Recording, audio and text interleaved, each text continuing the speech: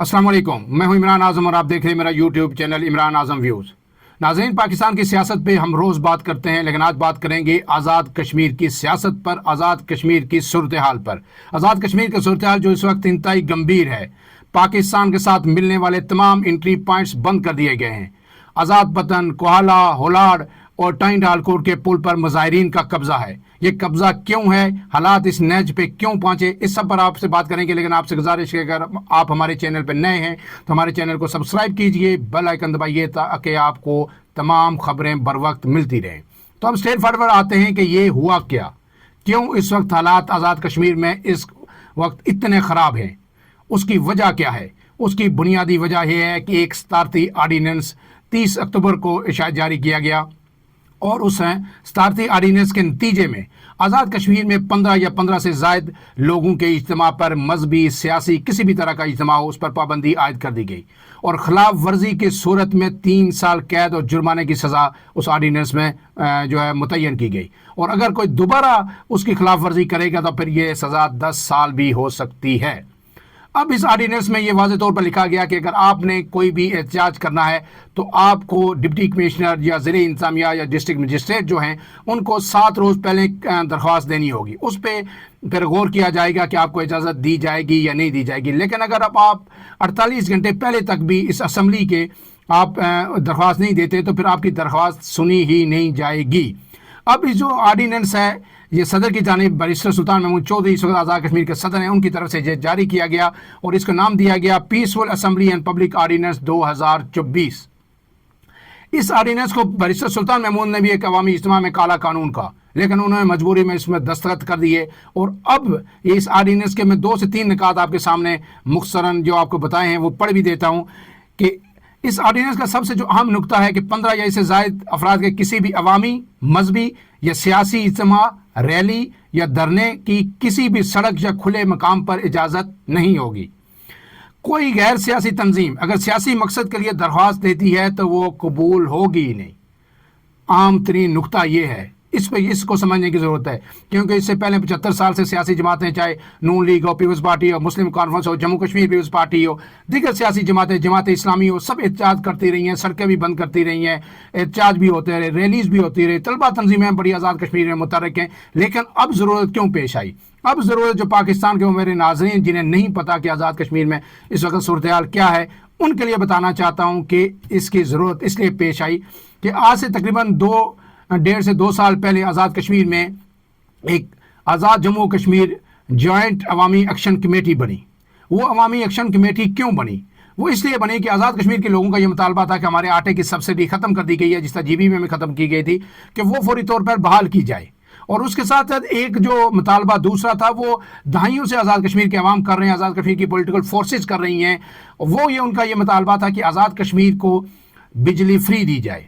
उसके पीछे उनकी लॉजिक या दलील ये थी कि क्योंकि आज़ाद कश्मीर में तकरीबन 3000 से 3500 मेगावाट बिजली आज़ाद कश्मीर से पैदा हो रही है, जो पाकिस्तान को दी जा रही है मंगला डैम से, नीलम झेलम हाइडल प्रोजेक्ट जो है उससे, और दूसरे जो अभी रिसेंटली 3 से 4 हाइडल पावर प्रोजेक्ट्स जो लगे हैं आज़ाद कश्मीर के दरियाओं पर, उससे ये बिजली पैदा होती है और ये पाकिस्तान को जाती है। आज़ाद कश्मीर की कुल जो नीड है वो 350 मेगावाट है, क्योंकि आज़ाद कश्मीर में इंडस्ट्री कोई है नहीं, इसलिए जो सारे डोमेस्टिक कंज्यूमर्स हैं ज़्यादा या कमर्शियल हैं, तो इसलिए 350 मेगावाट बिजली है, ये हमें फ्री दी जाए। उसके बाद जो बाकी जो बचती है वो पाकिस्तान में जहाँ जाएँ आप इस्तेमाल करें। लेकिन पाकिस्तान की हुकूमत इस पर कभी तैयार नहीं हुई। फिर उनका मुतालबा यह था कि हमें मंगला डैम की रॉयल्टी दी जाए। रॉयल्टी कभी भी नहीं दी जाती आज़ाद कश्मीर को, जबकि KPK को तरबेला डैम की आपको पता है मिल रही है। हमारे वाटर यूजेज चार्जेस भी ना होने के बराबर थे तवील अरसा। ये एक लंबी डिबेट है, इसमें मैं नहीं जाऊँगा। लेकिन वो मुतालबात जब नहीं माने गए तो लोगों ने क्या किया, लोगों ने बिजली बिल जमा कराने छोड़ दिए। भारी भारी बिल, आपको पता है पाकिस्तान में जितनी बिजली महंगी हुई तो यहाँ के लोगों की चीखें निकल गई। तो आज़ाद कश्मीर के लोगों का मुतालबा ये था कि फ्यूल एडजस्टमेंट, हमारी तो बिजली जो पैदा होती है पानी से होती है, तो यहाँ पे ईंधन से तो पैदा ही नहीं होती, तो हमें फिर फ्यूल एडजस्टमेंट हमें क्यों हज़ारों रुपए की दी जाती है हमारे बिलों में। और फिर जो टैक्सेस, आज़ाद कश्मीर एक मुतनाज़ा खित्ता है, यहाँ पे तो टैक्सेस लागू ही नहीं होते जो पाकिस्तान में होने चाहिए, क्योंकि हमारा जो आइन है, हमारा निज़ाम है वो 1974 का एक्ट है, 1974 का जो एक्ट है उसके तहत आज़ाद कश्मीर की हुकूमत का निज़ाम इस वक्त चलाया जा रहा है। تو پھر اس سب پہ جب کوئی سنوائی نہیں ہوئی، لوگوں نے بل پورے آزاد کشمیر میں بل جمع کرانے کا بائیکاٹ کیا. 1 سال سے زیادہ عرصہ تک لوگوں نے بل تقریباً جمع نہیں کروائے. اس کے بعد لوگوں نے پھر مطالبات کی منظوری کے لیے مظفر آباد کی طرف لانگ مارچ کیا. گزشتہ سال پورے آزاد کشمیر سے، میرپور سے لے کے بھمبر سے لے کے جو ہے نا کیل تک ہزاروں لوگ آئے، اور بلکہ مظفر آباد پہنچتے وہ تعداد لاکھوں میں پہنچ چکی تھی. اس میں پولیس کے ساتھ جھڑپیں بھی ہوئی، پولیس اہلکار بھی اس میں آپ کو پتہ ہے کہ شہید ہوئے، لیکن لوگ مظفر آباد پہنچے. جب مظفر آباد پہنچے، یہاں پہ جھڑپ ہوئی، رینجرز وہاں پہ موجود تھی، رینجرز کے ساتھ سیکورٹی فورسز آزاد کشمیر کی موجود تھی، فائرنگ ہوئی، 4 جو مظاہرین تھے وہ شہید ہوئے.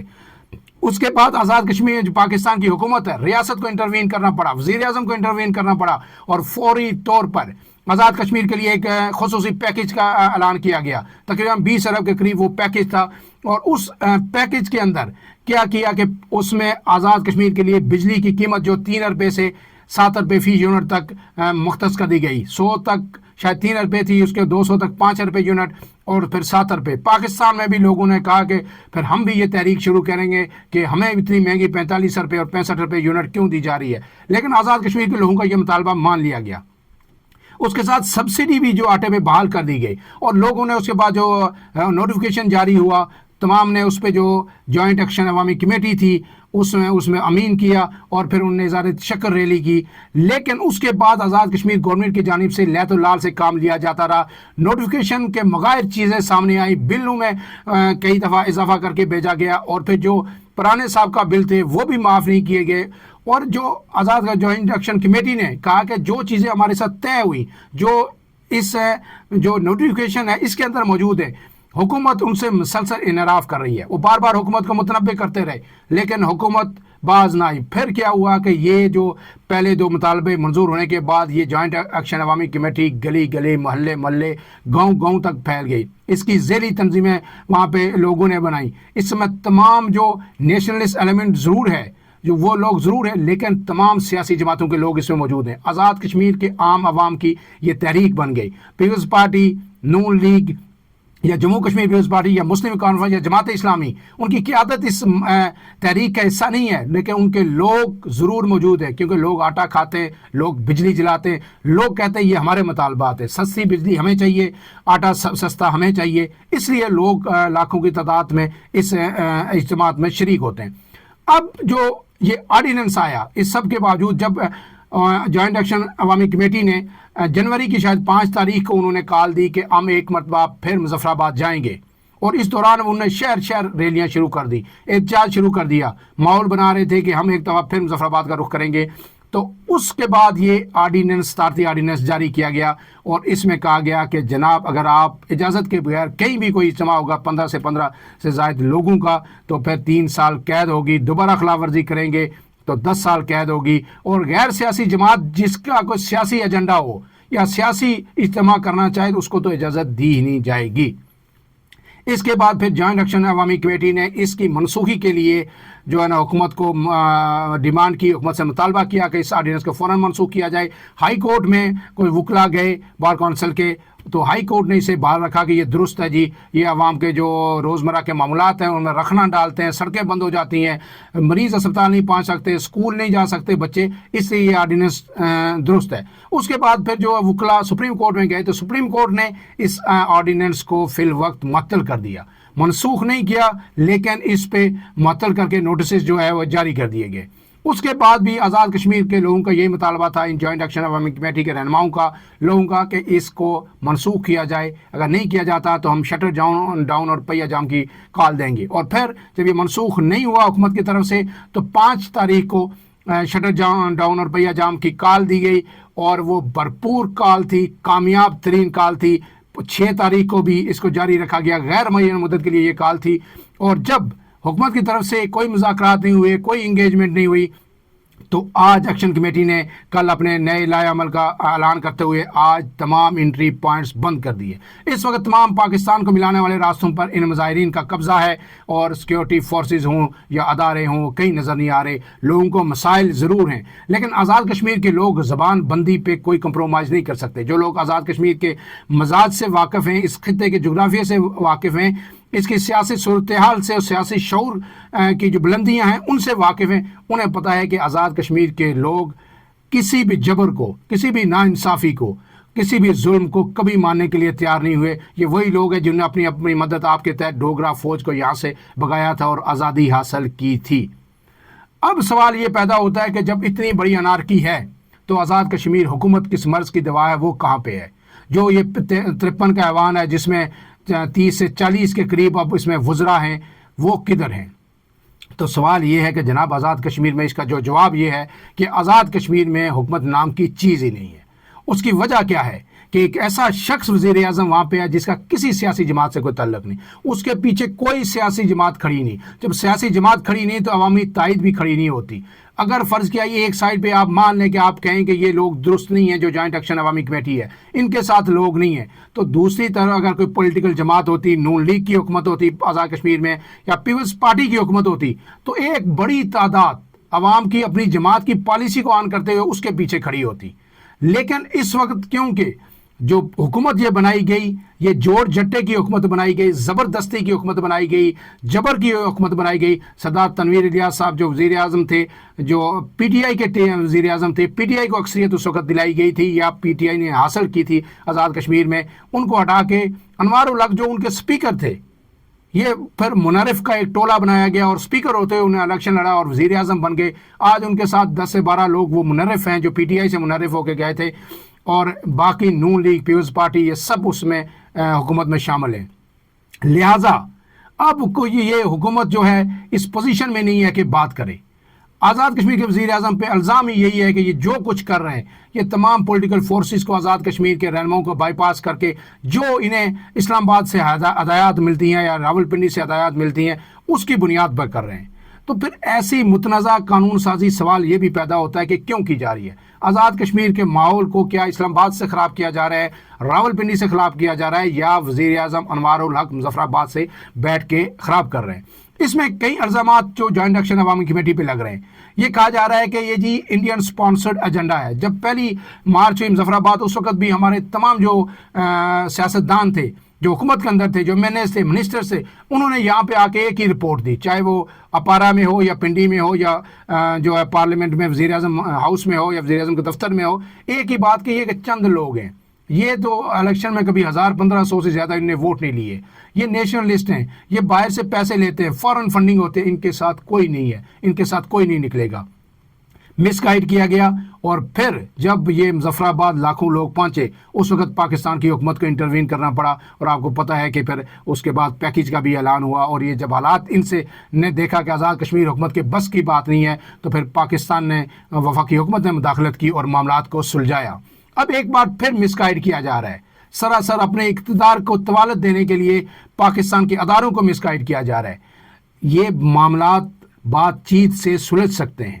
یہ لوگ پہلے بھی آزاد کشمیر میں موجود تھے، یہ آج راتوں رات پیدا نہیں ہوئے. یہ جب سردار قیوم صاحب تھے، جب سردار ابراہیم صاحب تھے، سکندر حیات صاحب تھے، سردار خالد ابراہیم صاحب تھے، اور ممتاز حسین راٹھوڑ صاحب سیاست کرتے تھے، یہ لوگ تب بھی وہاں پہ موجود تھے، یہ تب بھی احتجاج کرتے تھے. لیکن اس حد تک انارکی نہیں تھی، اس حد تک ان کو پذیرائی نہیں ملی. اب پذیرائی دی گئی ہے یا ملی ہے، اس پر سوالات اٹھ رہے ہیں. بعض لوگوں کا یہ خیال ہے، بعض حلقوں کا یہ خیال ہے کہ جان بوجھ کر آزاد کشمیر کے اندر یہ انارکی پھیلائی جا رہی ہے، اور اس کا مقصد یہ ہے کہ اس انارکی کو بنیاد بنا کے، اسے جواز بنا کے، جو آزاد کشمیر کا جو سیاسی جو سٹیٹس ہے یا جو ہمارا شخص ہے ایک الگ، اس کو کمپرومائز کیا جائے. لیکن یہ سب باتیں ہیں، یہ الزامات ہیں. یہ اگر یہ الزام ہے تو دوسری طرف سے یہ بھی الزام ہے کہ جناب جو فارن سپانسر ایجنڈا ہے، لیکن ثبوت دونوں طرف سے ہونے چاہیے. اب جو یہ سارا کچھ ہو رہا ہے، پاکستان میڈیا میں اس کا مکمل بلیک آؤٹ ہے، اور جو ٹکر چل رہے ہیں وہ بھی مسائل کا باعث بن رہے ہیں کہ یہ جی تحریک ناکام ہو گئی ہے، اور اس میں نہ شٹر ڈاؤن ہوا نہ پہیا جام ہوا. ایسے میں پھر لوگ ہم سے فون کر کے پوچھتے ہیں کہ جناب یہ کیا ہو رہا ہے، یہ آزاد کشمیر میں کیا ہو رہا ہے. جس کو نہیں پتا تھا اس کو بھی بتایا گیا. اور جب آپ مین سٹریم میڈیا پہ بلیک آؤٹ کریں گے تو اس کا پھر نقصان کیا ہوتا ہے کہ لوگوں کو سوشل میڈیا کا سہارا لیتے ہیں. سوشل میڈیا پہ پھر جہاں 70% اگر درست خبریں تو 30% فیک خبریں بھی چلتی ہیں. پھر ایسی فوٹیجز بھی آپ کو پتہ ہے کہ آ جاتی ہیں جو کئی سال پرانی ہوتی ہیں اور کسی اور ملک کی ہوتی ہیں اس کو بھی پروٹیسٹ بنا کے پیش کیا جاتا ہے. یہ ہر احتجاج میں ہوتا ہے, چاہے پی ٹی آئی کا احتجاج ہو کسی کی احتجاج میں ہو, کیونکہ سوشل میڈیا ہے یہ ایک بے لگام قسم کا میڈیا ہے. اس میں جو خبروں تک آپ کو رسائی بھی ہے, آپ کو خبر بھی ملتی ہے, لیکن اس پہ رولز اینڈ ریگولیشن یا فیس بک یہ جو ہے اس پہ ابھی تک اس طرح کے نہیں ہے کہ جس پر عمل درآمد ہو سکے. سو اس کا موقع کون دے رہا ہے؟ فاروق ادر صاحب کا بھی ایک بیان آپ کو یاد ہوگا جب انہوں نے کہا تھا کہ پاکستانی مین اسٹریم میڈیا جو ہے وہ چیزوں کی ملیا میں اگر جو ہے نا کوئی کھوتی مر جائے تو اس کی خبر چلاتے ہیں, لیکن ہماری خبر آزاد کشمیر کی نہیں چلاتے. تو جو مین اسٹریم میڈیا ہے ہمارا اس کو بھی آزاد کشمیر کو سپیس دینی ہوگی, آزاد کشمیر کے ڈائلاگ کی طرف بات کرنی ہوگی اور ان کو کوریج دینا ہوگی کہ آزاد کشمیر میں یہ ہو رہا ہے اور کیوں ہو رہا ہے. اب اس کے ساتھ جو آخری جو بات ہے کہ کیا اس کا کوئی حل ہے کہ آزاد کشمیر میں جو کچھ ہو رہا ہے اس کو کیسے ختم کیا جا سکتا ہے. تو میرے نزدیک یا جو کچھ لوگ تجزیہ کار جو سیاسی تجزیہ کار ہیں ان کا کہنا ہے کہ اس وقت فوری طور پر آزاد کشمیر میں نئے الیکشن کا اعلان کیا جائے. نئے الیکشن ہوں گے, آزادانہ الیکشن ہو, منصفانہ الیکشن ہو, جو سیاسی جماعت جیتی ہے اس کو اختیار دیا جائے اور اس کے بعد اس کو فری ہینڈ دیا جائے. اس کو یہاں سے اپنے انگوٹھے کے نیچے اسلام آباد سے یا راول پنڈی سے نہ رکھا جائے, اسے فری ہینڈ دیا جائے. وہ ان لوگوں سے مذاکرات کرے کیونکہ ان کے مین مطالبات تو حل ہو چکے تھے. اس کے بعد یہ ایسے متنازع فیصلے کرنے کی کیا ضرورت تھی جب اگر نوٹیفیکیشن پہ ان کے کچھ تفاضات تھے, کچھ چیزیں وہ کہہ رہے تھے کہ ہمارے جو نوٹیفیکیشن ہے اس کے مطابق نہیں ہو رہی تھی, تو ان کو بیٹھ کے سلجھایا جا سکتا تھا. پاکستان سے مزید ریکویسٹ کی جا سکتی تھی کہ اس میں تھوڑی سی اور ہمیں کوئی مہلت دے دے, کوئی نرمی کر دے تاکہ ہم ان لوگوں کو مطمئن کر سکیں. اس کے بعد ان کے پاس کوئی جواز نہیں تھا. تو اب جب آپ ان کے ساتھ انگیج نہیں کریں گے تو ان کے مطالبات بڑھتے جائیں گے, اور لوگوں کو پتہ ہے کہ بجلی بھی ہمیں مفت اب جو اور سستی ترین مل رہی ہے, آٹا بھی مل رہا ہے, ان لوگوں نے دیا ہے, تو کل یہ کچھ اور بھی ہمیں لے کے دیں گے. لوگ ادھر کا رخ کر رہے ہیں. اور جو ہمارے آزاد کشمیر کے اسمبلی ممبران ہیں, سیاستدان ہیں, ان کو اس وقت سب سے زیادہ خوف ہی یہی ہے کہ یہ نہ ہم سیاست میں ارریلیونٹ ہو جائیں. وہ اگر جو ہے نا آپ آزاد کشمیر میں سڑکیں بھی اب لوگ خود بنا رہے ہیں, ہر گاؤں میں جو ہے نا سڑکیں خود بن رہی ہیں, لوگ کروڑوں روپے کے چندے کر رہے ہیں, تو پھر ان سیاستدانوں کے لوگ نخرے کس لیے اٹھائیں گے؟ تو کئی عام فیکٹرز ہیں.